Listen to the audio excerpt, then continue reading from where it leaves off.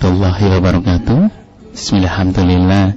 Wassalatu wassalamu ala Rasulillah Sayyidina Muhammad ibn Abdillah wa ala alihi washabihi wa mawalah, amma ba'd. Yang senantiasa kami muliakan guru kita semua, Buya Yahya, dan seluruh pendengar radioku di mana saja berada, dan juga radio-radio lain yang tentunya sudah merilai di 92,9 FM Cirebon. Alhamdulillah, di pagi hari ini, hari Kamis, ya, betul ya, hari Kamis. Subhanallah, subhanallah, hari Kamis, edisi tanggal 2 Rajab 1435 Hijriah, ya, hari Jumat, ya. Hari Jumat edisi tanggal 2 Rajab 1435 Hijriah, atau juga bertepatan dengan tanggal 2 ya, bulan Mei 2014. Subhanallah, lihat lagi jilid-jilid nih. Ya, seperti biasa sahabatku, di Jumat pagi kita ada di ajangnya atau di zona rumahku surgaku. Subhanallah ya, bagaimana kita menghadirkan surga di dalam rumah kita. Subhanallah. Dan alhamdulillah, di pagi hari ini sudah hadir guru kita, yaitu Buya Yahya. Beliau adalah pemimpin ataupun pengasuh lembaga pengembangan dakwah Al-Bahjah. Subhanallah. Dan Riyad sapa dulu ya. Assalamualaikum warahmatullahi wabarakatuh. Waalaikumsalam warahmatullahi wabarakatuh. Sehat Bu ya? Alhamdulillah. Alhamdulillah. Doa para pendengar dimanapun berada, semoga para pendengar juga senantiasa dalam kesehatan. Amin, amin. Dalam lindungan Allah, rahmat Allah, hidayah dari Allah Subhanahu wa taala. Subhanallah, alhamdulillah. Dan juga Riyad enggak sendirian, biasa ada Muti. Ya. Assalamualaikum warahmatullahi wabarakatuh, Muti. Waalaikumsalam warahmatullahi wabarakatuh. Sehat ya? Alhamdulillah. Alhamdulillah. Muti kenapa? Biasa, jogging kalau pagi ya. Sampai Riyad namanya Muti. Saya nggak tahu hari ini itu. Hari Jumat. Iya, setiap Jumat kita pasti belajar tentang bagaimana memilih rumah tangga agar berasa nuansa surga ya. Surga di dalam rumah kita, Muti. Baik, dan untuk kesempatan pagi hari ini, untuk sahabatku semuanya dan buat kita semua di sini ya, akan belajar dengan guru kita Buya, bahwasanya konon katanya kalau orang berumah tangga itu nggak seru kalau nggak ada bumbu-bumbunya ya. Bumbunya apa ya? Nah, konon katanya Om dapat cerita-cerita sih, ada percik-percik, kembang api kan biar seru kan, ada percikannya. Ya, jadi kan lebih meriah. Iya, lebih greget. Lebih greget. Pun dalam rumah tangga juga seperti itu. Ada kalanya ada percikan, pertengkaran, gitu kan? Konflik, seperti itu. Dan itu wajar bumbu dalam rumah tangga. Karena orang berumah tangga itu kan dua orang yang memiliki karakter yang berbeda, terus juga dari lingkungan yang berbeda, pola pikir, didikan yang berbeda, harus menjadi satu kesatuan. Jadi menyatukan yang terserak, menyamakan. Menyatukan. Nah, pasti ada bentrokannya.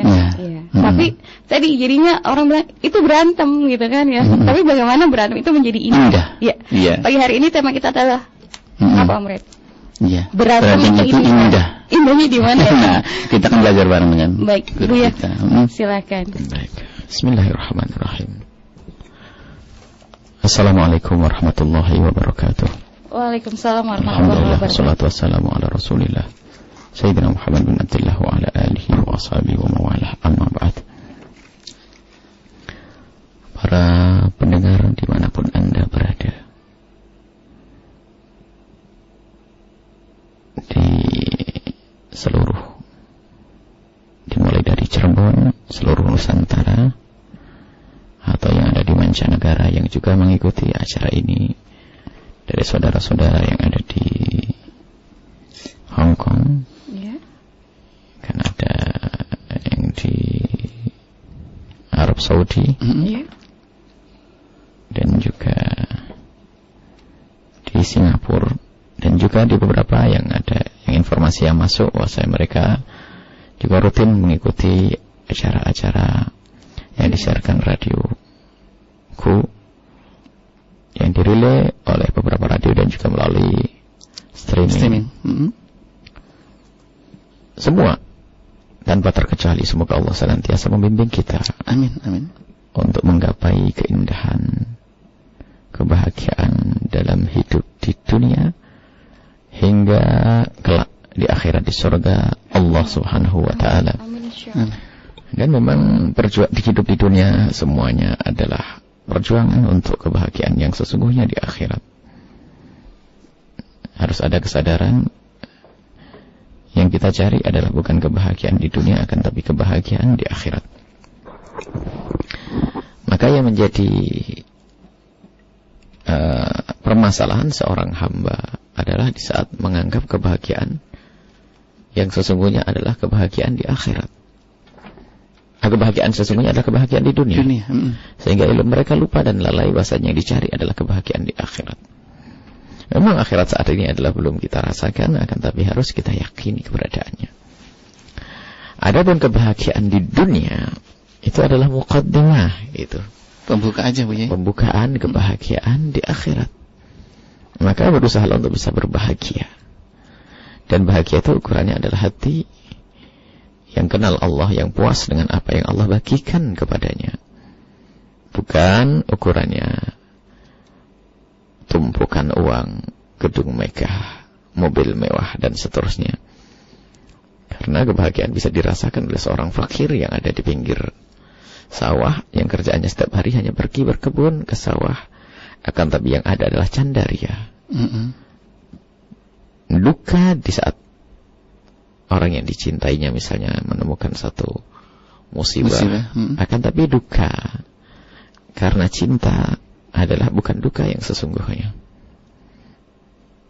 Barangkali kita harus meninjau sisi ini. Kalau judulnya mengagetkan, kalau memang berantem itu indah, tentunya tidak ada berantem itu yang indah. Akan tapi kadang namanya manusia itu hawa nafsu ya, sehingga kadang-kadang kita dikuasai hawa nafsu hingga terjadi konflik dengan pasangan. Akan tapi semua bisa menjadikan semuanya indah, termasuk kekurangan nafkah. Kekurangan nafkah itu jika dibungkus dengan cinta yang sesungguhnya, itu akan menjadi indah. Misalnya seorang istri yang menemukan suaminya begitu capeknya mencari nafkah, sampai mungkin tidak mencukupinya. Lihat bagaimana makna cinta itu hadir.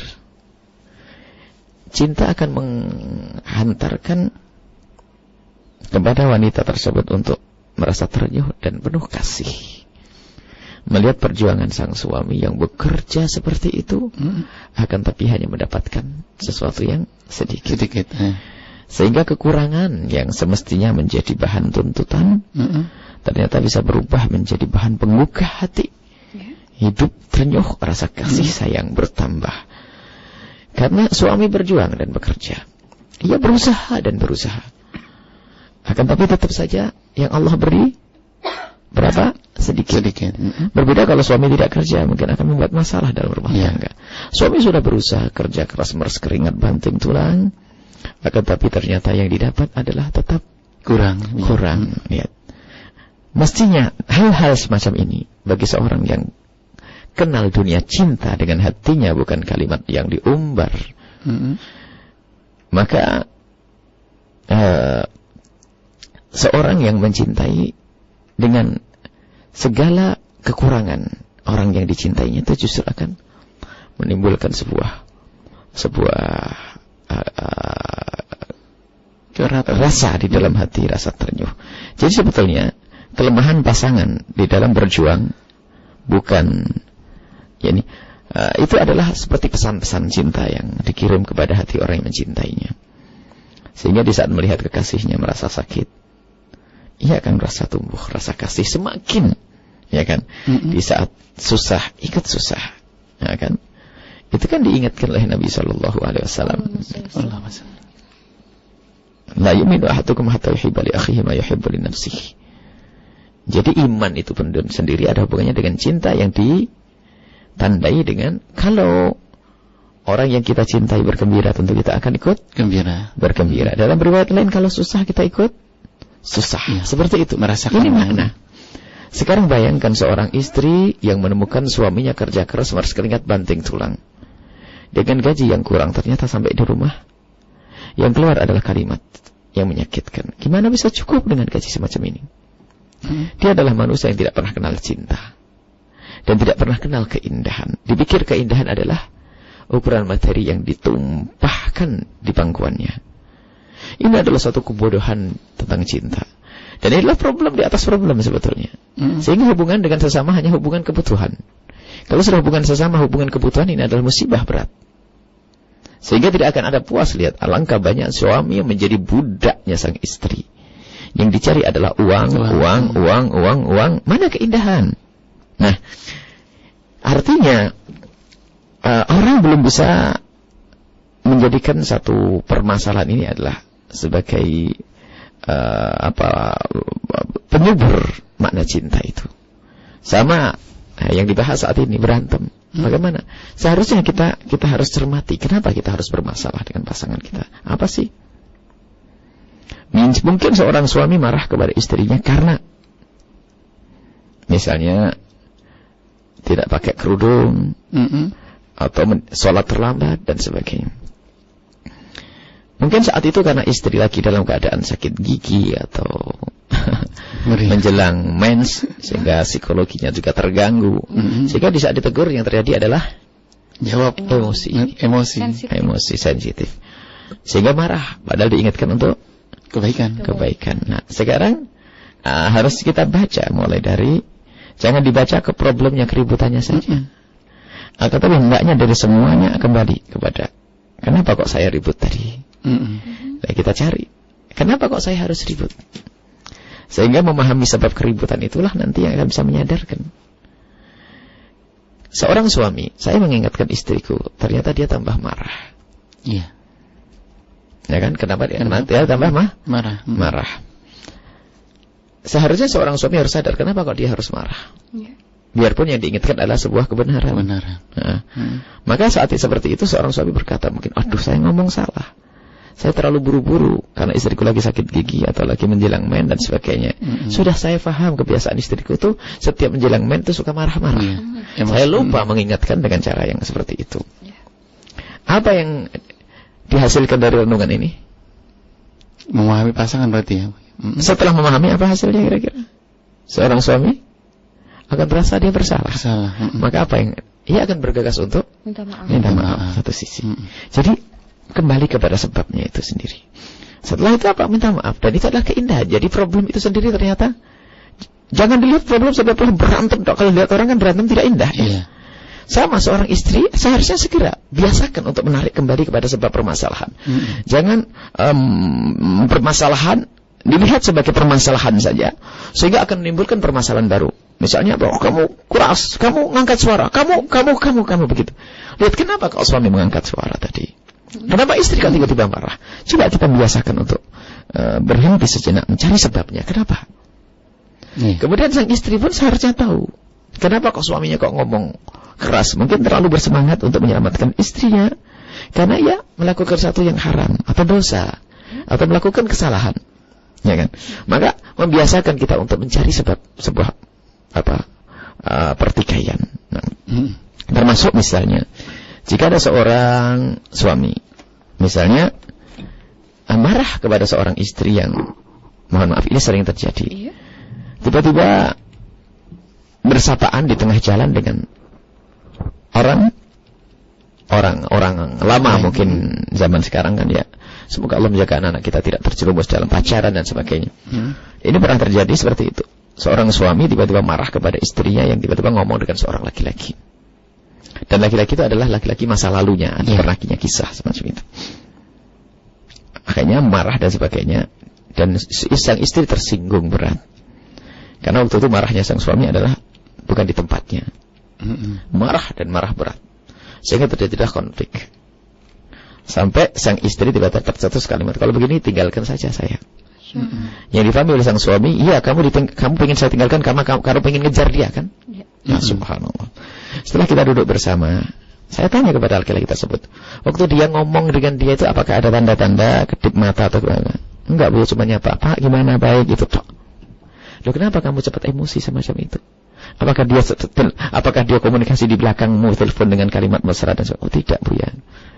Ya kenapa dengan seperti itu kok? Ya wajar, karena pernah kenal barangkali, pernah kenal dan semakin baik. Nah karena ini, kemudian sisi lain, wahai ibu, kenapa kok suamimu seperti itu? Apakah kamu tidak tahu kalau itu maknanya cemburu? Tidak ingin kamu dimiliki oleh orang lain, coba. Iya. Ini dia memahami juga, paham ya Bu ya. Cuman karena waktu itu ngomongnya suami saya keras sekali. Suami yang ngomong, karena saya kebayang-bayang masa lalu, jangan-jangan nih. Sebetulnya ini kan bumbu keindahan, artinya apa? Suami itu sebetulnya sangat cinta kepada kamu. Sehingga sampai saking takutnya kehilangan kamu. Coba kamu pahami mana ini. Iya Bu ya, tapi waktu itu ngomongnya kasar. Ya, karena memang gelora cinta itu bisa memberontak di mulut menjadi ngomong kasar, bisa di tangan menjadi memukul kadang. Menjaga jangan sampai lepas kan itu. Jadi karena begitu kuatnya desakan cinta itu lebih dari segalanya, sehingga orang bisa rela lapar, rela mati bahkan demi cinta itu. Nah, kemudian sang istri merasa tersinggung dengan kalimat tersebut. Waktu ngomong pisah itu mungkin karena merasa omongan sang suami itu biarpun sedikit akan terasa kasar sekali. Nah, jadi setelah itu terus gimana Bu ya? Ya, kami himbau kepada suami tetap harus menjaga istri, akan tapi menjaga sendiri jangan terlalu sampai derajat hanya sapaan saja. Kalau sudah, dan para istri hendaknya menjaga, tidak benar-benar ini urusannya dengan Allah Subhanahu wa taala. Kalau cuma sapaan karena ketemu di tengah jalan dan pernah kenal loh ya. Misalnya dan bukan saja kenal, dan kita bukan teman sekolah sama-sama teman sekolah sebetulnya. Ini sama-sama teman sekolah, itu kok langsung marah? Kan tidak mungkin.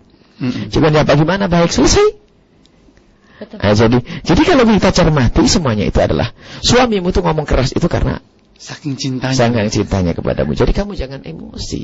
Nah, dan ini paham. Dan artinya apa? Dan seorang istri pun di sisi lain dia harus paham bahwasanya teguran-teguran suami itu karena cinta. Kemudian sisi lain seorang suami itu di dalam menyikapi kecemburuannya sendiri harus ada bijak ya. Karena kadang sesuatu yang tidak bijak itu paling tidak, kalaupun tidak mengurangi cinta, itu akan merubah kemesraan. Tidak mengurangi cinta, merubah kemesraan. Akhirnya apa? Ada kecanggungan untuk melakukan sesuatu yang serupa. Ada kecanggungan untuk melakukan keindahan seperti yang pernah dilakukan.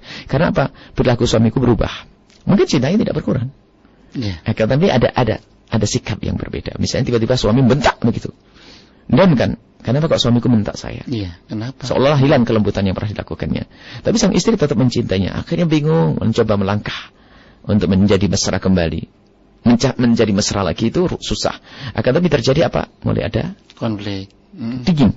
Mulai ada perubahan sikap, perubahan ini. Akhirnya apa? Hal yang demikian itu pun kadang disikapi oleh suami. Kamu berubah kan? Akhirnya produk. Maka yuk, semua yang punya masalah itu lihat ke belakang dengan prasangka baik kepada pasangan ya. Kecuali memang ada pelanggaran terang-terangan, itu pun ternyata tidak ada kekerasan. Naudzubillah. Semoga semuanya menjaga hati dan takutlah kepada Allah. Misalnya seorang suami menemukan istrinya benar-benar melakukan kesalahan, misalnya terlanjur ngomong yang nggak baik atau ngomong yang menyakitkan, atau mungkin dengan teman lamanya ternyata masih ada ini, maka hendaknya bicara baik-baik.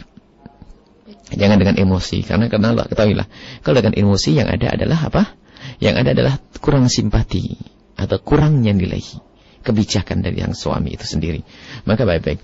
Kalau sudah pada batasnya, ketahuilah. Kalau sudah pada batasnya, naudzubillah, kalau pelanggaran syariat, naudzubillah, sampai ada perempuan hina, ahli neraka, busuk, kotor, sudah punya suami ternyata matanya jelalatan, yang dibicarakan adalah laki-laki lain adalah perempuan hina dan tidak pantas di dalam rumah tangga seorang menjadi ibu yang mulia. Nah, maka menjadilah wanita yang mulia. Akan tapi yang namanya manusia mungkin ya kepleset dan sebagainya. Akan tapi yuk kembalikan dengan keindahan. Jadi intinya segala permasalahan, jangan sampai permasalahan itu adalah menjadi benih. Akan tapi anggap saja permasalahan itu adalah sudah tuntas, seperti pohon yang sudah tua dan akan mati. Yang menjadi masalah itu permasalahan itu adalah benih, menimbulkan permasalahan baru lagi, permasalahan sehingga sampai naudzubillah terjadi perceraian.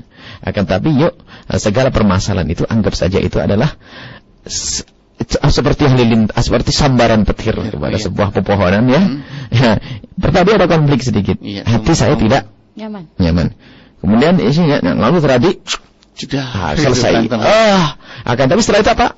Bahan untuk koreksi. Jadi mati itu nanti. Bahan koreksi, kenapa kok tadi saya ngomong kasar kepada suamiku? Kenapa kok aku tidak paham suamiku kasar pun karena cinta kepadaku terus? Jadi kalau kita kembali mencoba merenungi problem tersebut, maka sangat mudah untuk menjadikan permasalahan terjadi mengakibatkan keindahan. Sehingga ada penyesalan, aku menyesal. Dan banyak, termasuk masalah ekonomi, termasuk masalah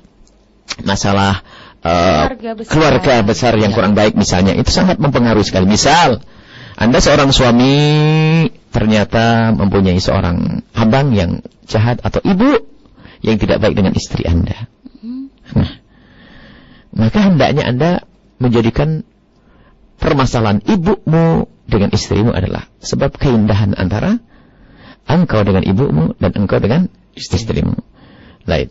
Jangan malah menjadikan permusuhan berikutnya. Sehingga Anda menjadi musuh dua orang. Musuh orang tua, musuh istri. Ketahuilah bahwa jika ternyata ibumu itu bermusuhan dengan istrimu, bagaimana di saat engkau dekat dengan istrimu? Anda bisa mewakili atas nama ibundamu untuk meminta maaf. Ya. Dan jangan langsung disalahkan istri. Karena menyalahkan itu sendiri juga perendahan sebetulnya. Kalau mungkin dengan bahasa menuduh mengatakan, karena mungkin kesalahan dari mana? Memang harus kita cari. Anggap saja yang salah adalah ibu. Nah, yang salah ibu, khususnya yang salah ibu, maka besarkan hati sang istri. Katakan kepada istri, ibu adalah tetap ibuku sampai kapanpun. Akan tapi engkau adalah orang yang sangat aku cintai. Saya seperti makan buah simalakama saat ini. Di sisi lain adalah ibuku, di sini adalah engkau. Kalau aku harus memilih, tetap aku milih dua-duanya. Nggak mungkin aku milih. Mana pilih kadang-kadang, pilih ibuku atau milih istriku? Tidak. Itu bukan pilihan buat saya. Pilihanku adalah engkau tetap denganku, engkau dekat. Jadi satu saat aku mohon, wahai istriku yang tercinta, aku mohon berikan maaf ibuku. Baiklah. Sudahlah kalau kamu sudah sumpah, tumpahkan amarahmu kepadaku, akan aku terima semuanya. Lah kan begitu. Jangan dikit-dikit tambah marah. Akhirnya kalau istrinya cuek marah itu ya maklum karena tadi baru disewapin sama mertuanya. Nah, bisa akhirnya sampai di rumah gini-gini. Ini biar dihibur, istriku. Sebab kau istri salehah. Kalau sabar saja, jangan membalas, jangan ini kepada ibu. Ibu adalah ibuku. Aku tidak ingin berubah denganmu. Tapi saya tidak kuat. Loh, bukankah aku bermuatmu? Nah, suami harus punya makna itu. Jangan kamu itu dengan ibuku begitu. Memang ibu enggak benar, tapi kamu juga nah, ini kan menjadikan tertekan seorang istri. Sisi lain, lihat, kedekatan dengan istri jangan sampai menjadikan makna lain dari seorang ibu. Sehingga seorang ibu menjadi tambah benci kepada sang menantu, atau tambah benci kepada sang anak. Maka seorang anak harus bijak, sering datang kepada ibu. Misalnya, kalau ibu tidak dengan menantu, bilang ibu, istriku sengaja tidak saya bawa, karena saya tahu ibu kurang suka dengan dia. Satu hal ibu, aku tidak akan pisah dengan ibu sampai kapan. Tapi istrimu tuh begini. Dengar saja. Baik ibu, istri saya seperti itu. Tapi saya kan anaknya ibu, kan begitu, bisa ngomong begitu. Saya adalah anak ibu. Cerai saja. Baik ibu, kalau cerai itu urusan saya dengan Allah ibu. Kalau memang istri saya jelek ibu, bukankah itu kewajiban saya untuk membenahi dia ibu, kan begitu. Berarti kamu membela dia? Tidak ibu. Ibu nomor satu, tetap dibesarkan hubungan dengan ibu sampai ibu itu bangga. Jadi jangan sampai ibu sih yang salah, ibu begitu. Nah. Makanya istri yang punya masalah berat kadang-kadang dengan suami itu berubah loh ya. Ini berarti suami itu menjadi seorang yang bijak untuk bisa menyelesaikan masalah. Jadi problemnya itu ternyata menjadi indah. Banyak loh problem menjadi indah itu ya.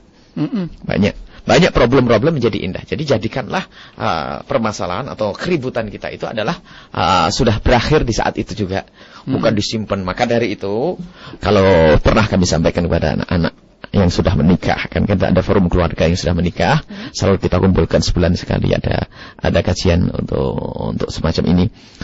Kalau ada permasalahan itu, jangan ditunda lama-lama. Sebelum beranak menjadi masalah baru lagi. Jadi selesaikan secepatnya. Dan memang menyelesaikan masalah itu kayak melewati hutan rimba. Was-was takut. Jadi mau membuka permasalahan itu betul-betul berat. Pengennya itu Allah cabut saja permasalahan itu begitu saja. Pengennya begitu. Apapun. Akan tapi ketahuilah, itu adalah pagar yang harus kita lewati. Setelah kita lewati, kita akan menemukan ladang yang subur keindahan. Harus dilewati. Makanya jangan sampai permasalahan itu ditunda. Ditunda, kita tetap di hadapan masalah. Sementara di sana sudah menunggu keindahan. Akhirnya kita punya masalah. Maka kalau punya masalah, selesaikan problem keluarga, percekcokan dengan suami istri, selesaikan. Duduk masalahnya di mana. Nah, menyelesaikan masalah itu bukan membahas masalah loh ya. Iya. Menyelesaikan masalah. Kalau ngungkit masalah enggak ujung-ujungnya kamu terus sampai kapan? Jadi selesaikan masalah, harus diselesaikan. Jangan ditunda lama-lama. Kalau sudah tunda lama-lama menjadi sebab menjadi beranak pinak, menjadi permasalahan berat lagi. Kemudian usahakan masalah itu selesaikan dengan berdua dulu. Cekcok konflik kita itu. Duduk. Jadi biasakan untuk tahan marah. Misalnya diingatkan sama suaminya atau istrinya, sabar. Jangan marah dulu, baik. Dia ditahan dulu, baik. Setelah itu apa? Kita cari, ya sudah. Apa sih permasalahan? Kenapa kita ribut tadi? Kenapa kita ribut? Tadi waktu kita naik mobil berdua nggak ribut. Kenapa kita masuk rumah jadi ribut? Ayo. Iya. Apa sebab permasalahannya? Kita duduk. Kita bahas. Kalau dengan berdua tidak bisa, ambillah penengah. Tapi ingat, penengah itu jangan jadi orang yang memihak pada kita. Makanya kalau punya masalah, kalau berantem itu biar berantem itu buahnya indah, jangan dikit-dikit berantem ngomong sama orang tua. Atau ngamak ini. Jadi jangan cerita ke orang. Kecuali kita sudah tidak bisa menyelesaikan sendiri, kita pun tidak asal orang diajak cerita, akan tapi cari hakam, orang yang adil, orang yang bijak yang bisa menyelesaikan masalah. Kita sampaikan, Buya, saya tuh ribut, misalnya ada orang kan, saya bukan ahlinya mungkin, akan tapi khusnudzonnya orang datang kepada kami itu, ya kan? Ya. Oh, khusnudzonnya bukan lainnya. Ya kita coba selesaikan bersama. Apa sih permasalahannya? Ada banyak permasalahan kalau hari Senin kita sering. Apa sih permasalahan? Ya soal ribut dengan suami gini-gini. Lah kita tanya apa sebabnya dan sebagainya. Ketemunya adalah salah paham kadang semacam itu.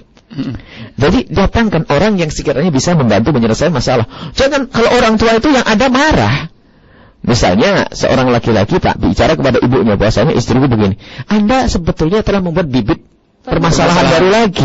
Sehingga orang tuamu jadi nggak baik sama menantunya. Nah ini menjadikan menantu tambah tertekan, ribut lagi.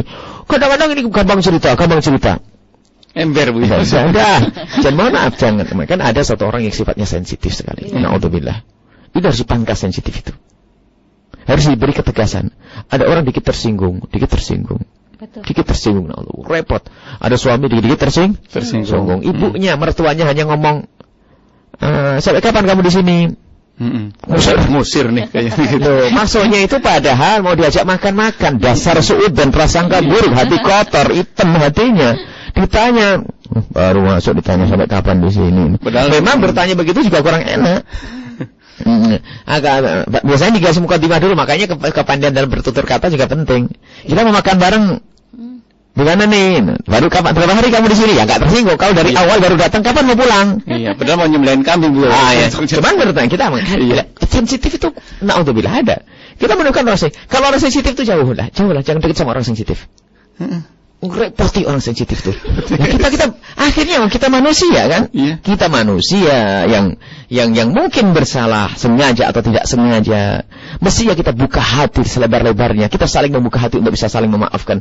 Ini enggak salah, enggak sengaja pun. Ini menjadi permasalahan. Oh, ini kalau Anda punya istri sensitif, segera beresin itu. Artinya segera dijelaskan, enggak bisa punya sifat semacam itu. Sensitif, naudzubillah. Ini. Maka permasalahan itu jangan mudah dibawa kepada orang lain. Sehingga kalau dibawa kepada orang lain, maka kadang malah susah untuk diselesaikan. Ada ketersinggungan. Misal seorang suami kadang-kadang di saat istrinya cerita kepada seseorang merasa tersinggung. Kenapa kau ceritakan ke sana? Jadi masalah baru lagi. Atau orang yang kita kasih cerita tadi sok jadi pahlawan, tiba-tiba mendatangi suaminya. Nah, kan kok kurang ajar istriku jadi begini, cerita ke sana-sana. Betul-betul mulut apa gitu. Ribet lagi. Jadi selesaikan dahulu. Kemudian setelah itu kalau harus datang ke hakam. Hakam orang yang bijak selama ini mengahli dalam menyelesaikan masalah. Jangan orang yang ngaco, dikasih wirid. Wirid itu adalah doa, itu setiap saat terbaca. Ada kalau orang datang perlu nasihat, perlu pengarahan, bukan perlu wirid sama kertas yang dilipat. Begitu. Maka ini kadang-kadang Masya Allah, ini problem permasalahannya adalah komunikasi. Hanya memang ada cukup doa bisa saja ya. Kita tidak mengatakan jimat haram kan, asalkan kalimat-kalimat yang benar itu kan barokah Al-Qur'an kan. Cuman kadang-kadang ada orang datang Buya, saya pengen oret-oretan sama doa ya, biar suami saya rumah tangga saya berantem. Emang kenapa? Aduh berantem terus. Wah, enggak bisa kayak begitu. Usaha itu ada dua, doa iya. Tapi kita harus selesaikan masalahmu apa. Iya, betul. Kita tidak ngobrol selebaran kertas dilipat dibungkus kain begitu. Kita ada nasihat Nabi Muhammad itu fungsi nasihat. Memang doa Nabi dikabul. Kalau nasihat tidak perlu, Nabi tidak usah ngomong, doa saja semoga umatku masuk surga. Akan tapi ada nasihat, pengarahan dan seterusnya. Makanya sekarang ini ada sebagian orang nggak tahu kan, bukan diberi pengarahan. Akan tapi hanya amalan. Pakai gaya seolah sudah tahu masa depan, insyaallah beres. Ada. Dia nggak perlu pengarahan dan sebagainya. Baik. Jadi kalau Anda punya masalah, berantem, ribut, segera selesaikan. Jangan ditunda supaya tidak menjadi permasalahan-permasalahan yang panjang lebar lagi. Dan bisa ingin menyelesaikan, bawa siapa? Orang-orang yang netral. Memang pertama hakaman min ahli wa hakam min ahliya, dari dua belah pihak. Itu kalau sudah berantem berat. Supaya mungkin sampai mengarah kepada perpisahan dan sebagainya, maka dua belah pihak itu.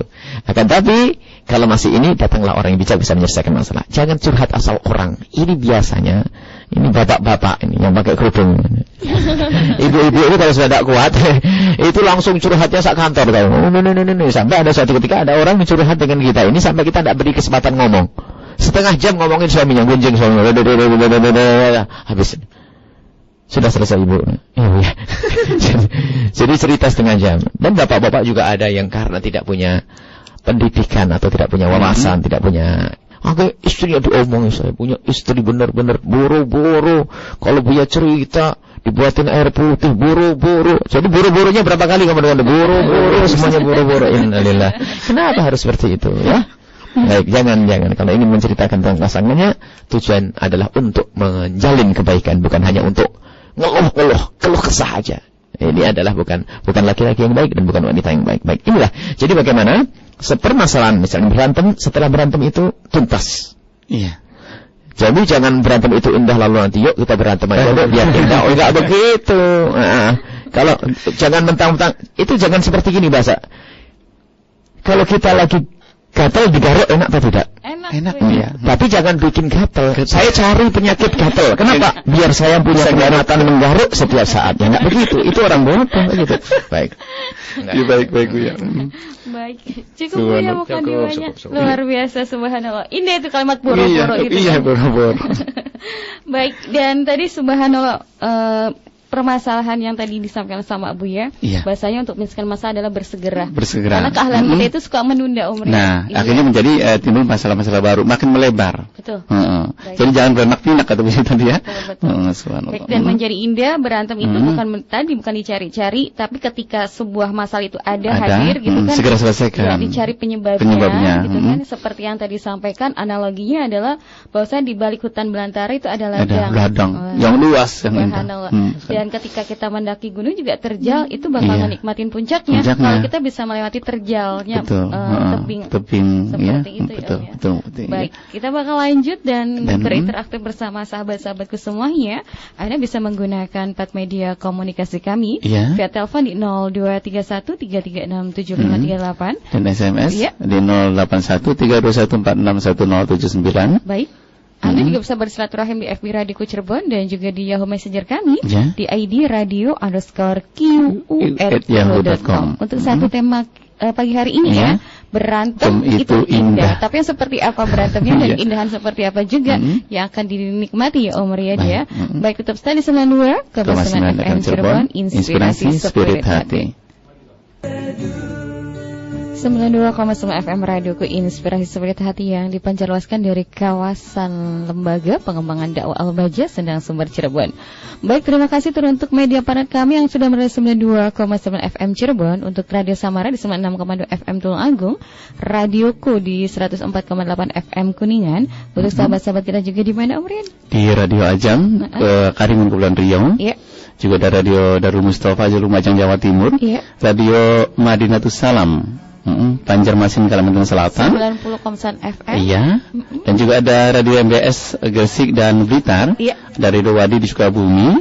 Iya. Radio streaming Alit Lampung. Iya. Dan Radio Panua 103,8 FM Pauwato Gorontalo. Baik, dan ada sahabat-sahabat semuanya, apa kabar? Untuk rekan-rekan kita di Big Radioku 104,7 FM Batam. Kita belum sempat ke sana ya, Muriadi. Iya. Baik, insya Allah bakal silaturahmi sana. Mudah-mudahan ya. Baik, dan masih di Rumah Kesyurgaku untuk Anda yang baru saja bergabung bersama kami. Informasi Anda ya yang baru saja bergabung bersama kami.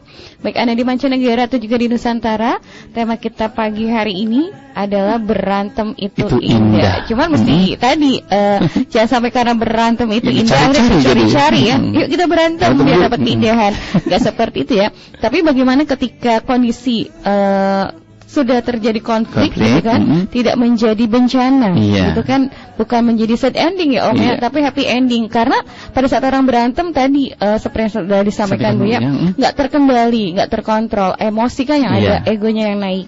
Akhirnya kadang terucap kalimat-kalimat yang kasar, yang menyinggung, yang perasaan. Ujung-ujungnya ditakutkan adalah jatuh talak. Sudah, saya ceraikan kamu atau pulang saja gitu kan. Pulangkan saya ke orang tua aja. Ada lagi gitu ya. Dan banyak yang menjadi pemicunya, bisa karena tadi ekonomi, terus juga keluarga besar, karakter, lingkungan. Kadang orang-orang sekitar juga pemicu gitu kan, pembantu. Terus juga masalah hal-hal yang sepele juga mungkin karena kebiasaan suami konon yang katanya suka naruh anduk sembarangan, sepatu sembarangan, atau kebiasaan istri juga yang kurang disukai suami gitu kan, saling antar pasangan itu saling menuntut mungkin ya Om Riyadi. Aku pengennya kamu seperti ini, nggak? Aku juga pengen seperti ini gitu. Kadang-kadang gini, pertengkaran juga diawali oleh candaan awalnya. Iya, awalnya bercanda, ujung-ujungnya jadi rame. Iya kan, idealnya yang baik itu barangkali marahan jadi candaan yang dia. Lebih indah itu. Tapi kalau kayak gitu jadi nggak seru. Justru indahnya itu tadi, kok jadinya kalau mungkin menyadar jadinya lucu ya. Kayak tadi Bu ya juga bilang kan, waktu di mobil tuh nggak berantem, giliran masuk rumah kenapa jadi berantem gitu kan. Kadang gitu, masalah beli bakso aja, kenapa pedes gitu kan. Kolak yang kemanisan dan segala hal. Padahal kalau dilihat itu hal-hal sepele gitu kan ya. Masalah pendidikan anak juga itu menjadi pemicu. Jadi segala sesuatunya kalau disadari atas nama cinta tadi ya, itu harus betul-betul dipelajarin, dicari penyebabnya, sehingga setiap kondisi konflik itu menjadi proses pembelajaran. Ternyata gitu tadi guru kita kan bilang, kalau pasangan kita marah, sebenarnya itu bukan karena marah, tapi saking sayangnya dia memprotek agar pasangan ini tidak bisa lepas dari dia kan begitu ya. Betul seperti itu. Baik, saatnya berdialog bersama sahabat-sahabatku semuanya. Anda bisa menggunakan 4 media komunikasi kami. Silakan Anda bisa gunakan telepon di 0231 336 7538, dan Anda juga bisa tergabung melalui SMS center kami di 081 321461 079. Terima kasih untuk Anda sudah tergabung di SMS Center dan juga di FB serta di Yahoo Messenger kami ya. Kita siapa yang tergabung via telepon. Assalamualaikum warahmatullahi wabarakatuh. Waalaikumsalam warahmatullahi wabarakatuh. Baik, kita berselawat. Allahumma shalli ala sayyidina Muhammad wa ala ali sayyidina Muhammad. Allahumma shalli wa sallim wa barik alaihi wa sahbihi. Dengan siapa di manakah? Ibnu Abbas. Bapak Ibnu Abbas Majunga. Saya selalu ya Pak ya. Baik, silakan bersama Buya untuk tema kita pagi hari ini, berantem itu indah. Ya, assalamualaikum Buya dan Mbak Muti juga. Waalaikumsalam warahmatullahi wabarakatuh. Mudah-mudahan Buya, keluarga dan radioku dan krunya ada dalam sehat walafiat. Amin ya rabbal alamin. Maaf, ini mungkin pertanyaan saya agak poron. Gimana Pak? Mengenai suami istri, ada yang mengatakan bahwa jika suami istri di bak itu berbuka-bukaan boleh saling pandang, saling raba. Apa ini betul? Ada dari Rasulnya, katanya pernah Rasulullah dengan Siti Aisyah begitu. Kemudian selanjutnya masalah sebutan alaihi salam, sallallahu alaihi wasallam, radhiyallahu an, apa itu bisa ditukar bebas atau memang ada ketentuan khusus? Dan juga saya pernah dikritik oleh orang yang anti debat. Kok katanya kenapa ada ucapan Adnan dijawab alaihissalam? Adnan itu katanya bukan muslim. Apa ini betul, Bu ya? Terima kasih atas jawabannya. Wassalamualaikum warahmatullahi wabarakatuh. Waalaikumsalam warahmatullahi wabarakatuh. Terima kasih untuk Pak Ibnu Abbas sudah bergabung bersama kami. Berikutnya, Assalamualaikum warahmatullahi wabarakatuh. Waalaikumsalam warahmatullahi wabarakatuh. Baik, kita bersalat. Allahumma shalli wa barik ala Muhammad. Dengan siapa di manakah? Dengan Ibu Ana. Ibu Ana, baik. Saya selalu Ibu ya. Silakan bersama Bu ya. Assalamualaikum Bu ya. Ini Bu ya. Dalam perjodohan kan sudah minta istikharah gitu oleh Ustaz atau di istikharah gitu ya. Sekarang Ustaz bilang wah jelek katanya, jadi nggak usah jadian gitu. Tapi dari pihak laki-laki itu tetap minta jadi. Iya. Iya. Terus itu tuh gimana tuh kan seakan-akan tuh melanggar itu ya, kata Ustaz tuh katanya udah hasil istikharahnya. Ya jelek itu antara perempuan dengan laki-laki itu disatukan itu dengan istikharahnya tuh. Jadi tapi pernikahan tetap dilaksanakan. Nah, itu kira ada pelanggaran nggak gitu? Baik. Cukup Ibu. Ya itu aja, wassalamualaikum. Baik, terima kasih. Waalaikumsalam warahmatullahi wabarakatuh. Baik, kita cukupkan 2 penelpon terlebih dahulu ya. Kita menyapa Bapak Ibnu Abbas. Untuk pertanyaan pertama, mohon maaf Bu ya, jika sepasang suami istri katanya di dalam hamam ya, di dalam kamar mandi, bolehkah memang tanpa penghalang dan saling memandang? Katanya dicontohkan oleh Rasulullah dan Siti Aisyah dalam satu bejana. Bismillahirrahmanirrahim. Masalah suami istri itu tidak ada aurat di atas ranjang ataupun di mana saja, asalkan yang melihat hanya suami istri. Memang ada anjuran kesunahan, hendaknya tetap kita itu bisa menutup aurat biarpun dengan pasangannya. Dan ada makna, ada sebagian orang dengan cara begitu ada makna yang bagus juga sebetulnya, ada pendidikan. Jadi ada, ya mohon maaf, ada semakin ada tertarik atau mungkin karena tidak diumbar begitu, biarpun di depan suaminya. Penasaran terus ya. Mungkin seperti itu jadi bahasa lainnya. Tapi kalaupun buka-bukaan bukan suatu yang terlarang. Kalau disebutkan di hamamnya Nabi dengan Sayyidah Maimunah, jangan digambarkan seperti kita yang kurang adab. Nabi sangat beradab. Nabi sangat punya akhlak. Akan tapi diperkenankan kalau ada suami istri mau mandi bersama dan seterusnya, bukan suatu yang terlarang karena memang tidak ada aurat. Suami istri tidak ada aurat, tidak ada yang haram yang dilihat, nggak ada, semuanya halal. Jadi itu adalah boleh-boleh saja, nggak ada masalah. Cuman memang akhlaknya hendaknya tidak seperti itu. Apalagi mohon maaf, jika kamar mandinya bakal didengar oleh anak-anak kita, jadi haram. Karena apa? Ngapain kamar mandi berdua ya? Nggak pantas itu ya akhlaknya. Biarpun secara berduaan adalah halal, tapi tentunya harus ada adab di saat ada orang lain, di saat ada yang mendengar suaranya dan seterusnya ya. Itu kamar mandi umum ya nggak boleh. Baik, cukup Bu ya. Yang kedua, sebutan sallallahu alaihi wasallam sama radhiyallahu an katanya. Itu boleh enggak ditukar? Ya, terus untuk yang Adnan itu disebutkan juga di situ radhiyallahu an, padahal Adnan itu bukan muslim. Yang pertama tentang at-taraddi anis sahabah, kita ridha dengan sahabat radhiyallahu anhu. Ini adalah pendidikan Allah sendiri. Nah, di dalam Al-Qur'an disebutkan wasabiqunal awwaluna minal muhajirin wal ansar walladzina ittaba'uhum bi ihsanin radhiyallahu anhum wa radu anhu. Allah ridha kepada mereka dan mereka juga ridha kepada apa yang Allah putuskan kepada mereka. Maka dengan begitu para ulama yang tidak ada khilaf disunahkan at-taraddi anis sahabah. Kita mengucapkan radhiyallahu anhu kepada sahabat radhiyallahu anhum. Kemudian masalah berselawat kepada selain daripada Rasul sallallahu alaihi wasallam. Maka masalah boleh, akan tapi masalah pembolehan boleh, akan tapi bukan kebiasaan para salafun saleh. Dan memang Nabi pernah mengatakan sallu ala ali Abi Aufa. Misalnya Nabi pernah mengatakan berselawatlah, maksudnya doakan kepada Ali Abu Aufa.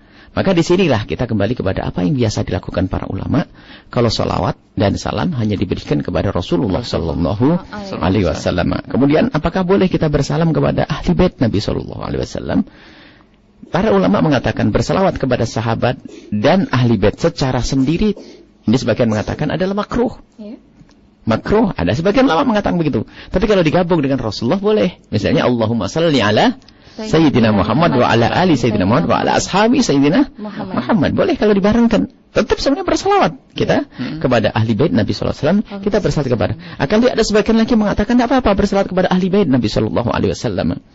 Dan ini ada termasuk yang khilaf, bukan penting sekali. Kalau segi makna boleh semuanya. Segi makna boleh, segi makna. Kita bersalawat itu maknanya berdoa untuk orang-orang. Cuman begitulah para ulama para ulama sudah menjelaskan bahwasanya caranya adalah kalau kepada Nabi adalah bersalawat sallallahu alaihi Sayyidina Muhammad. Bukan radhiyallahu an Rasulillah. Pasti Rasulullah diridhai. Kalau kita ganti dengan radhiyallahu an Rasulillah, maknanya juga tidak salah. Akan tapi ketahuilah bahwa Rasulullah, karena kalau kita mengatakan radhiyallahu an Rasulillah, Nabi Muhammad termasuk minal muhajirin. Termasuk dalam doa, termasuk dalam anjuran yang disebutkan dalam Al-Quran. Akan tapi bukan begitu kebiasaan. Dan sebaik-baiknya kita mengikuti para salafun saleh. Dan mereka tentu ada hujah-hujah yang lainnya ya. Baik, inilah jadi secara makna boleh. Akan tapi secara kebiasaan jangan merubah kebiasaan. Pengen dipandang hebat biasanya itu. Kalau sudah para ulama mengatakan para sahabat Nabi radhiyallahu anhum, katakan radhiyallahu anhum. Nabi Muhammad alaihi salatu wassalam, katakan semacam itu, ikuti mereka. Jadi kalau segi pembolehan secara makna adalah boleh. Kemudian masalah Sayyidina Adnan. Siapa yang mengatakan Adnan kafir? Dari mana? Siapa yang mengatakan Adnan? Nabi SAW dijaga nasabnya. Sayyidina Adnan, jad Nabi SAW adalah dalam keadaan beliau adalah orang yang aman dan selamat. Siapa yang memastikan kalau Adnan kafir? Sehingga terbukti di antara keturunan Nabi Muhammad itu disebutkan adalah tidak ada yang menyembah berhala. Kan begitu. Ada pun kisah Azar di sini ulama berbeda pendapat tentang abahnya Nabi Ibrahim alaihissalam. Kan tapi para mu'arrikhin yang menjelaskan tentang nasab Nabi sampai Sayyidina Abdullah bin Abdul Muttalib dan seterusnya ke atas sampai Sayyidina Abdul Muttalib atau Sayyidina Abdullah abahnya Nabi sallallahu alaihi wasallam dan ibunda Sayyidina Rasulullah SAW tidak pernah terbukti menyembah berhala. Biarpun hidup di kalangan orang penyembah berhala. Itu dijaga oleh Allah Subhanahu Wa Taala. Biasanya hal-hal gini ini dibahas, nggak tahu maksudnya apa. Kalau kita terhati kepada beliau adalah, semoga Allah ridha kepada Sayyidina Adnan, jadnya Nabi Sallallahu Alaihi Wasallam. Semoga Allah ridha kepada Sayyidina Abdul Muttalib dan seterusnya sampai ke atas. Ini adalah bukan sesuatu yang terlarang dan jangan sampailah kita menjadikan hal-hal itu. Kok Allah tahu? Dan mana tahu kekafirannya? Dari mana bukti kekafiran Sayyidina Adnan? Sejarah Adnan siapa yang bisa mengumpulkannya? Bahkan disebutkan Adnan itu adalah termasuk orang yang soleh pada zamannya. Bahkan sampai terkenal dengan wajah yang ganteng, yang soleh, baik di masyarakatnya. Dan dikatakan tokoh agama. Bagaimana ada orang mengatakan kafir semacam itu? Baik. Baik, cukup untuk Pak Ibnu Abbas, Baik ya. Kita menuju Ibu Ana. Ada perjodohan setelah dikonsultasikan ke Ustaz suruh istikharah dan hasil istikharahnya tidak baik. Tapi pernikahan tetap terjadi. Itu kalau Anda sudah meminta pendapat kepada seseorang istisyar, hendaknya Anda harus patuh. Karena Anda sudah menjadikan orang kecuali main-main. Terus apa artinya Anda datang kepada orang tersebut? Tidak baik kalau sudah begitu melanggar itu. Tidak ada baiknya. Kalau pernikahan halal, orang menikah dengan melanggar bapak ibunya juga sah kok. Tapi nggak berkah. Misalnya bapak ibunya nggak diizini, mau tidak mau yang penting nikah. Sah nikahnya? Sah. Misalnya ibunya nggak setuju, nak sampai kapanpun mati kamu masuk neraka, tetap sah. Cuman pernikahan tidak seperti itu. Selagi Anda sudah minta pendapat kepada seorang soleh, seorang alim, Anda dengar pendapatnya. Dan ketahuilah, kadang ada sesuatu betul-betul yang tidak disampaikan. Kadang-kadang kalau seorang alim mengatakan jangan, itu kadang-kadang ada sesuatu yang tidak bisa diceritakan kepada Anda. Kalau Anda masih melawan, mohon maaf misalnya, Anda seorang wanita datang kepada seorang alim. Anda sudah senang dengan seorang laki-laki itu misalnya. Lalu Anda bertanya, dan kiai tersebut tahu tentang laki-laki tersebut. Mungkin dengan bahasa lain, istikharahnya tidak cocok. Padahal sebetulnya tentang zatnya laki-laki tahu. Mungkin dia punya permasalahan besar dan sebagainya. Waktu melamar sih baik-baik, ya kan? Jadi kalau saya minta pendapat kepada orang yang Anda anggap soleh itu, Tidak harus dia menceritakan semuanya. Kenapa harus dikatakan tidak setuju? Kenapa alasannya gitu? Apa? Mungkin dengan bahasa indah kamu belum cocok.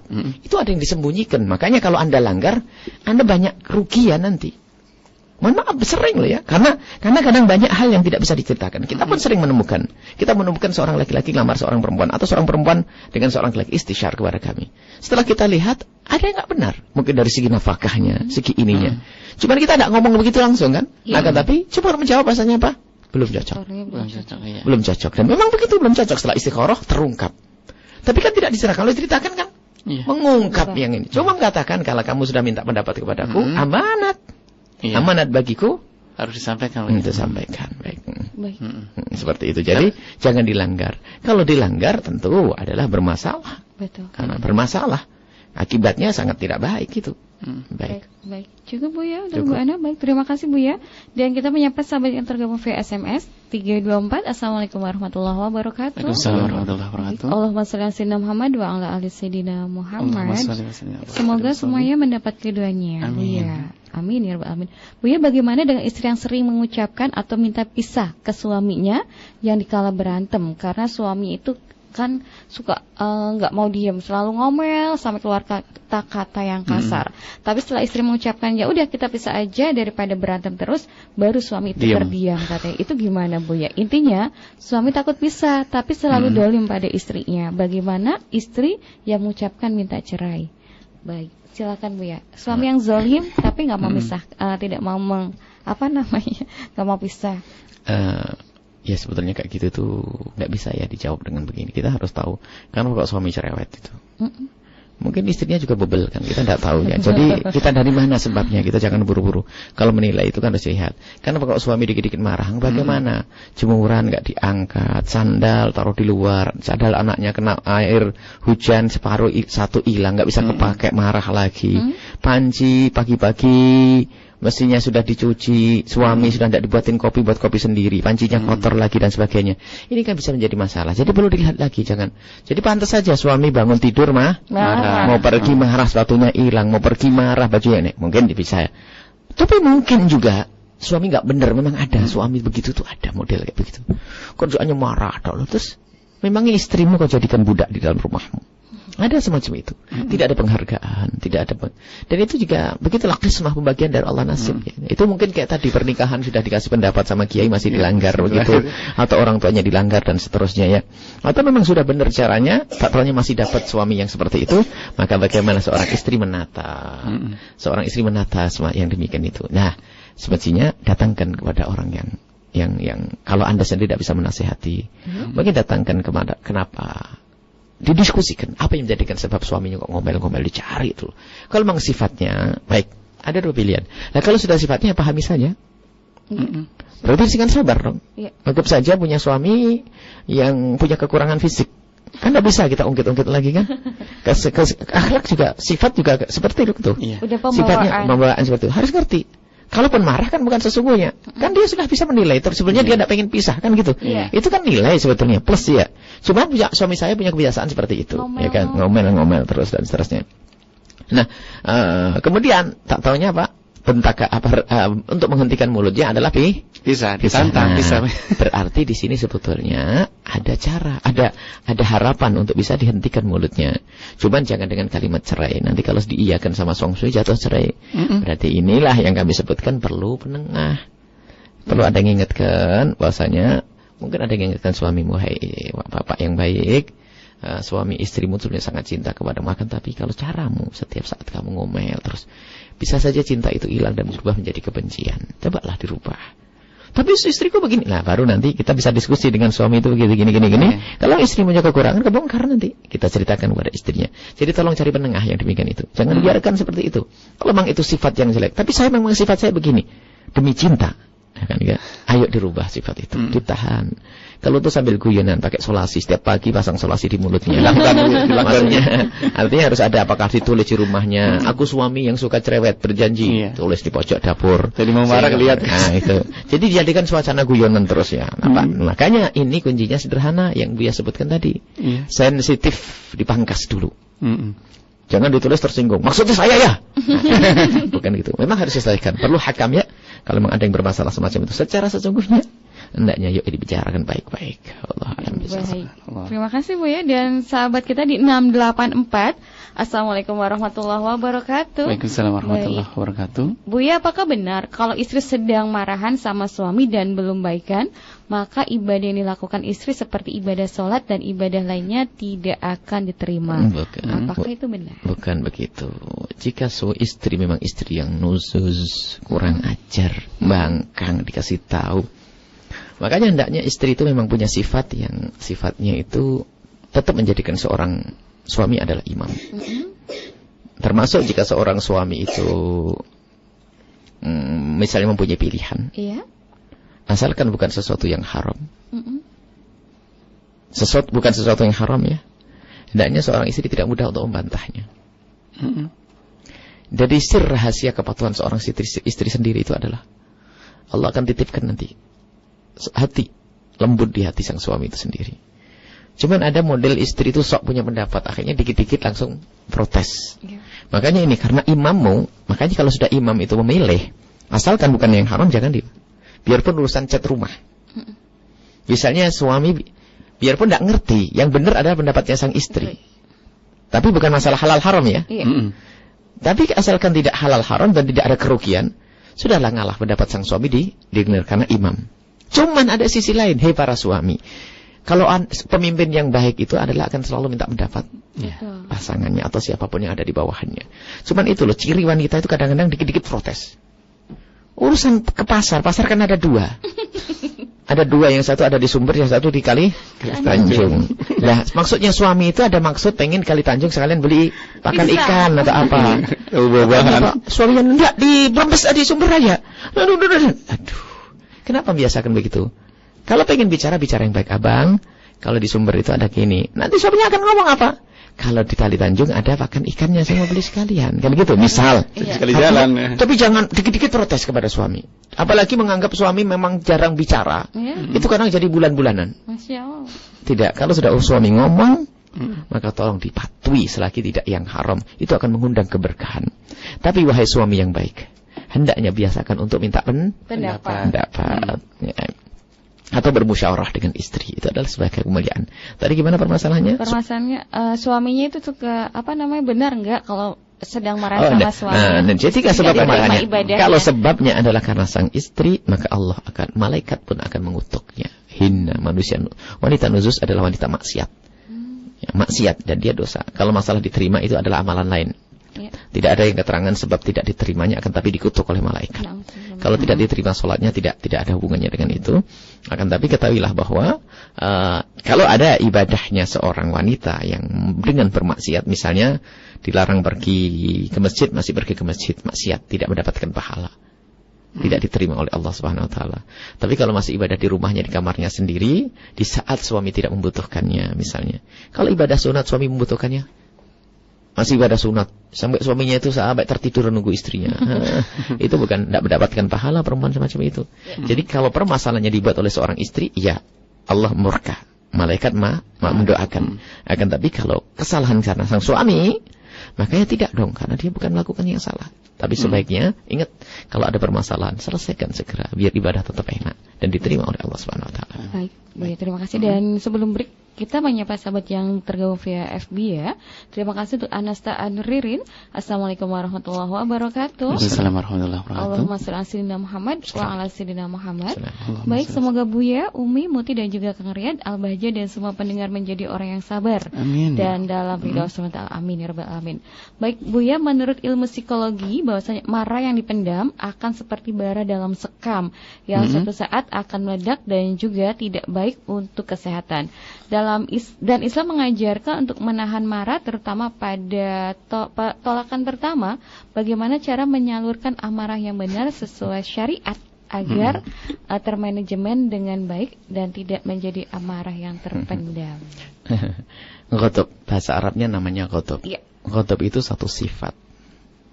Akan tapi ghadab itu sendiri, marah itu tidak bisa jangan dipangkas dan juga jangan dibiara kecuali dengan cara yang benar. Di dalam Islam Ini yang paling bahaya loh kalau bahasa psikologi. Marah kalau dipendam akan apa? Bara.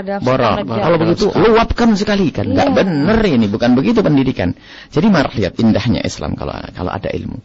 Marah itu kalau dimanage dengan akal dan syariat akan muncul satu sifat yang sangat mulia, namanya syaja'ah, keberanian. Subhanallah. Nah ini harus ada ilmunya. Kalau memang nggak ada ilmunya berabe nanti. Jadi kalau mau perang nggak ada marahnya, gimana mau maju? Nah, marah, Islam dihinakan, Islam marah. Karena aku membela Allah, maka muncul sifat syaja'ah, keberanian. Tapi kalau marah itu nanti tidak dibarengi dengan akal dan syariat, akan tapi dengan hawa nafsu, maka muncul namanya tahawur, brutal. Dan itu adalah kebusukan dan kehinaan. Makanya marah itu ada pada tempatnya. Jadi kapan saya harus marah? Ada bimbingan syariat. Misalnya seorang istri atau seorang anak yang, mohon maaf, yang melakukan kesalahan, keluar malam dan sebagainya. Baik. Jangan sampai kalian lihat saya harus sabar. Enggak, harus kita marah karena tanda cinta. Cuman marahnya mana bukan brutal tempeleng sana bulu, enggak, ada marahnya itu ada aturannya. Supaya muncul satu sifat yang mulia. Cemburu, kan begitu ya? Cemburu yang benar, bukan cemburu yang brutal. Jadi ada marah. Kemudian dalam Islam itu meredam amarah. Tidak cukup ternyata meredam amarah. Kalau meredam amarah itu betul bisa menjadi bom waktu. Kalau bahasa psikologi kalau tidak diambil dari Islam tersesat nanti. Lihat, yang ada dalam Islam itu bukan meredam amarah saja. Lihat dalam Al-Quran, wal kadhiminal ghaidha. Orang yang orang takwa, orang bertakwa yang mendapatkan kemuliaan di surga adalah orang yang punya kebiasaan wal kadhiminal ghaidha, menahan amarah. Menahan amarah bukan menahan tok loh ya. Harus ditindaklanjuti dengan langkah berikutnya. Karena menahan itu langkah pertama. Tapi jangan dibiarkan kita terus menahan. Tetap wal kadhimin wal 'afina 'anin nas, dihilangkan amarah tersebut dengan cara memaafkan kepada orang yang bermasalah dengan saya. Jadi memaafkan. Wal 'afin, memaafkan. Jadi memaafkan. Jadi pertama api itu ditahan dulu. Api ditahan, setelah itu disiram. Kan itu? Dimatikan dengan memaafkan. Jadi kalau kita sudah memaafkan dengan orang yang membuat marah, kira-kira apa yang tersisa? Enggak bakal ada sekam. Baru setelah wallahu yuhibbul muslimin, bahkan berbuat baik kepada orang yang kita marah kepadanya. Biar pangkas dibersihkan. Kalau tadi pertama ditahan, kemudian disiram, kemudian dibersihkan. Ya betul. Ini wallahu yuhibbul muslimin. Islam itu begitu. Kalau Anda marah dengan seseorang berkenaan dengan urusan pribadi Anda, bukan urusan Allah. Kalau urusan Allah nggak ada kan di sini. Kalau urusan Allah kita harus marah. Betul. Nggak ada tawar. Misalnya Al-Quran diinjak, Nabi Muhammad direndahkan, lihat Islam direndahkan, marah. Jangan, saya harus jadi penyabar. Bodoh dulu itu. Akan tapi jika urusan pribadi, misalnya Anda seorang istri, suami tidak beri nafkah, atau Anda seorang suami, istrinya keras dan kasar, maka perlu wal kadhiminal ghaidha, menahan amarah. Siapapun dia adalah tetap anak istri, anak dari ibu dari anak-anakku. Ibu dari anak-anakku. Ibu istri kan, istri. Dia tahan wal kadhiminal itu. Setelah itu kalimat maafkan, bukan kalimat saja, dari hati. Itu kayak siraman sejuk. Dimaafkan. Setelah maafkan apa? Wal'afin. Wallahu yuhibbul muslimin. Berbuat baik. Sudah istrinya begitu, tatanya masih lembut kepada istri. Sudah menahan amarah, memaafkan, lemah lembut kepada istri. Buahnya apa nanti? Perubahan ada istri pada suatu ketika nanti. Jadi ini Islam itu indah. Jadi ilmu psikologi jika tidak diambil dari Islam. Islam itu semuanya ada. Imam Ghazali pakar psikologi. Nah, jadi kalau ada orang menekuni ilmu psikologi jika tidak berkiblat kepada Islam, maka ketahuilah akan terjerumus. Misalnya untuk bisa tidur, ada sebuah buku psikologi. Kalau Anda bisa tidur, lupakan problem. Dengan cara apa? Menghitung bilangan secukupnya. Kenapa? Pikir sampai capek tertidur Islam. Mau sejak awal bidzikrillah tatmainnul qulub. Dengan dirikan karena tidak kenal Islam. Padahal jiplak dalam Islam. Islam itu indah. Kembali apa Islam? Kalau jadi psikolog kayak Islami. Ada pendidikan dari Nabi SAW. Rapi kan? Cara meredam amarah nggak cukup. Meredam amarah. Pergilah ke laut dan menjeritlah sepuas-puasmu. Apaan tuh? Pulang dari laut galau lagi. Kan tapi afina ninas, memaafkan orang. Wallahu yuhibbul muslimin, kemudian berbuat baik. Habislah. Dan ini mujarab loh ini. Kalau Anda marah kepada seseorang, Anda tahan marah. Anda langsung maafkan dengan doa-doa yang baik. Ya Allah, muliakan dia. Kemudian Anda datang kepadanya ngasih hadiah. Berbuat baik nih. Kalau amarah itu enggak hilang, nanti saya ganti duitnya. Subhanallah. Itu tips dari Rasulullah ya. Ini resep dari Rasulullah, pasti dijamin benar itu. Akan tapi kadang sebagian orang awas ya. Tunggu pembalasan. Mukanya berubah kalau orang marah, giginya beraduk. Hebat itu amarah Bu ya, nggak ada orang ngantuk. Langsung. Baik, cukup Bu ya. Kita break ya, dan kita bakal menyapa sahabat-sahabat yang sudah berinteraksi berkirim SMS kepada kami, dan nanti kita juga kembali membuka interaktif via telepon Om Riyad ya. Baik, tetap stay di 92,9 FM Cirebon, inspirasi spirit hati. Baik, 92,9 FM Radioku, inspirasi spirit hati. Opik dengan alangkah indah. Baik, alangkah indahnya ya jika pas lagi berantem itu memiliki kesadaran tingkat tinggi. Iya. Gitu deh Om Riyad ya. Tapi banyaknya kalau berantem itu boro-boro sadar. Ya, boro-boro sadar. Lupa gitu kan. Akhirnya banyak hal yang tak terkendali. Nah, seperti itu. Emosi yang meluap-meluap. Rasulullah juga pernah marah, tapi marah dalam hal kebaikan ya. Jika agama dihinakan, jika Al-Qur'an dihinakan, seperti itu ya. Betul. Karena tadi subhanallah ya, amarah yang artinya termanage dengan baik disertai dengan kecintaan dan juga kerinduan ya kepada kebaikan sesuai dengan koridor Islam, itu akan menimbulkan syaja'ah, keberanian ya. Nah, keberanian untuk memberi, kalau kita ruang lingkupnya adalah rumahku syurgaku, pasangan adalah bagaimana keberanian suami atau istri untuk mengingatkan pasangannya gitu kan ya. Kayaknya istri aku agak-agak keluar jalur nih, atau suami saya agak-agak keluar jalur gitu kan. Itu memiliki keberanian, jangan lantas marah terus akhirnya menghalang-halangi, nggak jelas. Jadi ya akhirnya yang ada juga timbal baliknya kemarahan juga ya Om Riyad. Ada lagi ya keberanian untuk memaafkan. Itu ya luar biasa. Baik. Jadi nggak ada namanya api dalam sekam. Saya nggak tahu sekam itu seperti apa. Terus sampai sekarang saya selalu bertanya, buah si malakama tuh buahnya kayak gimana? Yang bisa mematikan salah satu yang bingung ya. Iya, baik seperti itu ya. Baik, terima kasih untuk Anda yang selesai di 92,9 FM Cirebon ya. Saatnya kembali berinteraksi bersama sahabat-sahabatku semuanya. Kita sapa yang tergabung via telepon. Kita sapa Om Riyad, bisa dibantu. Assalamualaikum warahmatullahi wabarakatuh. Waalaikumsalam warahmatullahi wabarakatuh. Baik, maaf ya, itu nyambung tadi yang masalah perjodohan itu. Ya. Istikharah itu? Kan soalnya itu yang anak kan sudah mentaati apa yang kata Ustaz itu. Namun orang tua itu tetap merestui sampai akhirnya nikah. Dan memang benar dalam pernikahan itu yang dijalani itu selalu banyak berantemnya gitu. Iya, ada permasalahan terus akhirnya kan. Yang selanjutnya itu gimana? Gitu ya, karena sudah terlanjur. Baik. Iya, baik. Sambung dari sahabat kita Ibu Ana, Bu ya. Iya. Katanya sang anak itu udah mentaati tadi masa istikharah Bu ya, yang perjodohan itu sudah menuruti kata Ustadz, saran dari Ustadz. Cuman orang tuanya yang meminta agar tetap terjadi pernikahan. Jadi mengabaikan, mohon maaf bahasanya, mengabaikan Ustadz dan mengikuti orang tua. Tapi pada kenyataannya rumah tangganya nggak damai, berantem terus. Jadi solusinya gimana? Ya. Sekarang permasalahan itu memang kedangkalan ilmu orang tua. Ada permasalahan. Sehingga kadang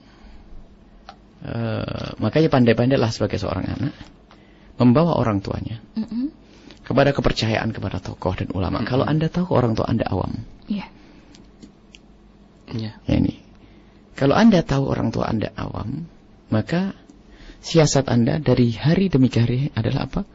Memahamkan, menanamkan kecintaan, kepercayaan kepada orang tua terhadap ulama. Dan ini manfaatnya besar, bukan urusan pernikahan dong. Urusan kebenaran, urusan kepatuhan. Kadang ada anak tobat baik dari keluarga yang tidak baik. Maka dalam hal ini yang diambil bukan mendapat orang tua. Akan tapi jangan dilawan juga, akan tapi digiring bagaimana punya kepercayaan. Sekarang sampai ada orang, ya betul banyak kisah. Anaknya sudah baik, pernikahan bisa dengan kesederhanaan dan sebagainya. Tiba-tiba orang tuanya menuntut begini. Karena belum paham orang tuanya. Orang tuanya awam, kasihan. Ada kita menemukan seperti itu. Padahal di sisi anak sendiri sudah nerima kedua-duanya. Sampai ini yang tersiksa anak. Dan ini orang tua yang benar-benar orang tua yang merusak Anak itu kayak begitu, kadang-kadang tuntutan. Padahal anak sudah nerima, aku sudah nerima dengan kesederhanaan yang penting halal, bersih, tidak macam-macam. Sampai mungkin seorang anak harus ngutang-ngutang untuk menyelesaikan urusan pernikahan dan seterusnya. Ini satu contoh. Karena orang tuanya awam. Orang tuanya awam, tidak ngerti bagaimana memuliakan anak atau menyenangkan anak. Rupanya dia cari kesenangan sendiri di balik itu semuanya. Nah ini, kenapa orang tua memaksa melanjutkan pernikahan? Ada yang tersembunyi biasanya, urusan harta, wangka, dan sebagainya. Sampai ada seorang, ini kemarin juga ada yang mengadu kepada kami. Anak perempuannya diambil oleh seorang soleh. Tidak tertarik. Rupanya, dan anaknya itu, impiannya adalah harapannya menikah dengan laki-laki soleh, siapapun dia. Dan tidak pacaran, memang anak yang baik, kita kenal. Kemudian setelah itu apa? Bapaknya itu punya sahabat, orang yang berduit, seorang pengusaha apa gitu. Itu bahasanya dengan anak pun bukan bahasa musyawarah, juga sudah benar memaksa dan sebagainya, sampai anaknya menangis, memutuskan dan sebagainya. Ini adalah orang tua dungu. Ada orang soleh baik, sampai kita tanya tentang sholatnya bagaimana, belum tentu tahu tentang sholatnya. Jadi memang ada orang tua yang memang awam sekali. Atau memang orangnya tidak awam tapi tamak kepada urusan dunia. Jadi kita tidak tahu, makanya kenapa orang tua memaksakan untuk menikah. Menikahkan. Apa yang terjadi? Kalau memang orang tua misalnya memilih karena dasar baik dan dia ngerti dan memang ahlinya, Anda patuh insya Allah baik. Cuman kalau memang bukan baik, maka ketahuilah bahwa seorang anak bisa menolak permintaan orang tuanya jika, ingat, calon pasangannya itu adalah orang fasik, pernah melakukan zina, belum bertobat misalnya, atau pemabuk, atau orang meninggalkan sholat, atau tidak puasa Ramadan, ya kan? Jadi punya dosa-dosa besar, fasik, maka seorang anak boleh menolak dan tidak dikatakan durhaka kepada orang tua. Karena apa? Fasik. Tapi kalau tidak ada tanda-tanda itu, Anda tidak perlu menolak. Dan insya Allah, kalau memang Anda misalnya, kalau memang pasangan tersebut adalah baik-baik semuanya, tidak ada pelanggaran syariat yang besar dan sebagainya, biarpun pendapatnya guru ditolak misalnya, lalu mengikuti pendapat orang tua, asalkan memang benar. Benar pilihan orang tuanya.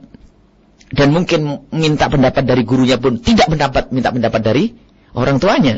Mestinya kalau minta pendapat sang guru harus orang tua disertakan, supaya ada jalan ya, supaya ada celah, membuka jalan ke depannya. Kalau memang dia adalah baik, kalaupun sekarang ada musibah, insya Allah tidak lama. Karena patuh orang tua sudah membawa keberkahan kok ya.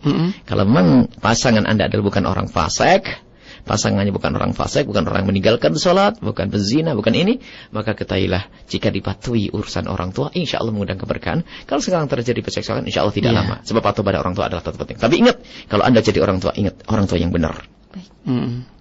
Jadi tetap pertengkarannya yang indah, Muti. Harus dilacak kembali. Kalau memang itu untuk demi kepatuhan ke orang tua, ayolah. Baik. Insya Allah ya, semoga ada solusi yang terbaik Bu ya. 311 kita menyapa sahabat yang tergabung via SMS. Pertanyaan terakhir ya. Assalamualaikum warahmatullahi wabarakatuh. Allahumma shalli ala sayyidina Muhammad wa ala ali sayyidina Muhammad. Buya mau tanya bagaimana menanggapi seorang ibu yang lebih patuh kepada kakaknya daripada pada suaminya dengan alasan karena kakaknya itu yang membesarkannya sejak kecil. Gitu ya. Baik, terima kasih. Sekian. Wassalamualaikum warahmatullahi wabarakatuh. Sebetulnya tidak boleh bertentangan. Silaturahmi dengan saudara tetap terjalin. Suami harus dihormati tetap. Jadi tidak ada. Kalau ada ini mesti ada yang salah. Memangnya ada permusuhan dengan kakak dengan suami itu gimana? Kalau tidak ada permusuhan, tidak ada masalah. Tentunya seorang suami akan senang jika mempunyai seorang istri yang mengerti budi. Karena membesarkan balas budi.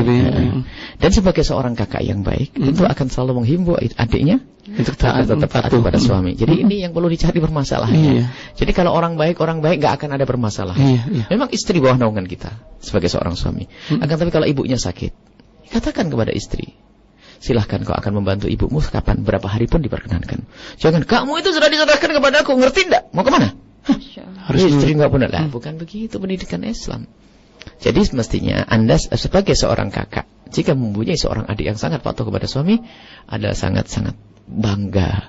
Ada seorang suami punya istri yang baik dengan saudaranya, harus sangat bangga. Tidak ada masalah sebetulnya. Kalau kayak bermasalah begini tentu ada yang gak baik. Ada yang gak beres. Apakah seorang istri karena seorang wanita tersebut karena lebih mementingkan pemberian sang suami, sang pak kakak, selama ini yang menyupuli tentang pembahasan apa-apa. Kalau urusan dunia menjadi masalah nanti sampai durhaka kepada sang suami. Atau mungkin karena bukan karena kebaikan yang sesungguhnya. Karena memang dia tidak punya jiwa ngabdi kepada sang suami. Sebenarnya kan bisa dibantu. Apa yang menjadikan berlawanan? Ya, kalau waktunya kan beda-beda. Urusan rumah tangga, keluarga, tidur kan sama suami. Selebihnya kan sama dengan abang, telepon setiap hari pun ada masalah. Ngomong sama suami juga setiap hari, apa yang jadi masalah? Jadi yang dicari sebabnya dulu. Apakah suami yang jelek, atau abang yang jelek, atau istri yang jelek. Baru nanti ketemu judulnya. Iya. Cukup Bu ya? Cukup. Terima kasih ya. Dan pukul 7 kurang 1 menit. Kita ambil clue-nya Bu ya. Berantem itu indah, biar tidak salah persepsi, gitu kan? Bahasanya perselisihan yang ada menjadi keindahan kebutuhan rumah tangga gitu. Karena konflik nggak bisa dihindari dalam rumah tangga. Iya. Jadi agar indah, tetap dalam keberkahan rumah tangganya, itu mesti harus seperti apa? Baik ya.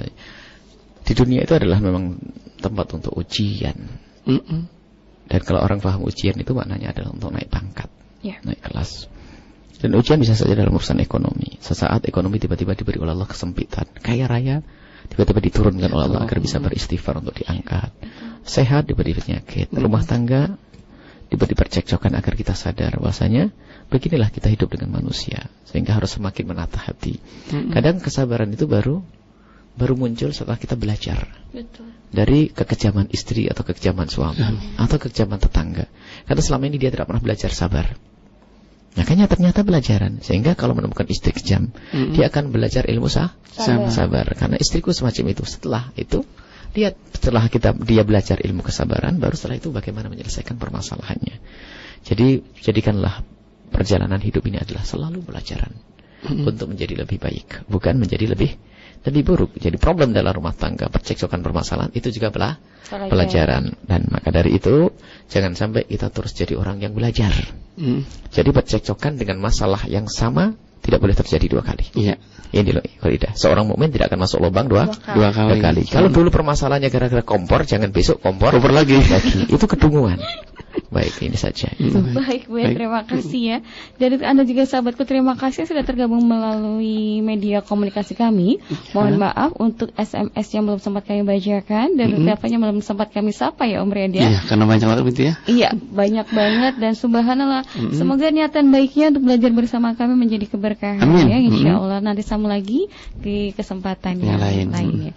Baik, Bu, ya, kita tutup dengan doa keberkahan. Semoga Allah Subhanahu wa taala menjadikan yang sudah menikah suami istri yang saling mencintai karena Allah. Amin ya Rabb. Jika ada permasalahan semoga segera diberesin, diselesaikan oleh Allah dan akan berubah menjadi lebih indah dari sebelumnya. Amin. Yang belum nikah diberi oleh Allah pasangan orang-orang yang soleh solehah yang bisa menjadi sebab kebahagiaan mereka di dunia akhirat, punya keturunan yang soleh solehah.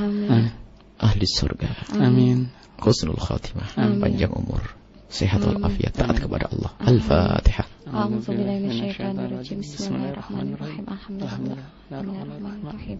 Maliki yaumiddin. Iyyaka na'budu wa iyyaka nasta'in. Ihdinas siratal Amin. Baik, Bu, terima kasih. Dan untuk media partner kami juga terima kasih ya. Untuk Radio Samara di Tulungagung, Radio Kuningan, Radio Azam di Kepri Riau, Radio Darul Mustafa di Jawa Timur, Radio Madinatus Salam di Kalimantan Selatan, MBS FM Gresik dan juga Blitar ya Om Riyad ya. Ada sahabat kita di Radio Wadi juga Sukabumi, Radio Stream Alif Lampung, Radio Panwa di Gorontalo, ada sahabat kita di Radio Ku 104,7 FM. Big Radio. Ya, big pakai big ya. Besar, Radio Ku besar. Radio besar di sana ya, di Batam. Baik. Dan kita juga Bu ya teriring doa untuk Bang Hak ya. Karena Bang Hak sedang menuju sehat katanya. Aku nggak mau sakit tapi menuju sehat. Semoga insyaallah bisa bergabung lagi bersama kami. Amin. Terima kasih Bu ya, dan kita pamit ya. Jumat mubarakah. Wallahu a'lam bishawab. Subhanakallahumma wa bihamdika asyhadu an la ilaha illa anta astaghfiruka wa atubu ilaik. Wassalamualaikum warahmatullahi wabarakatuh.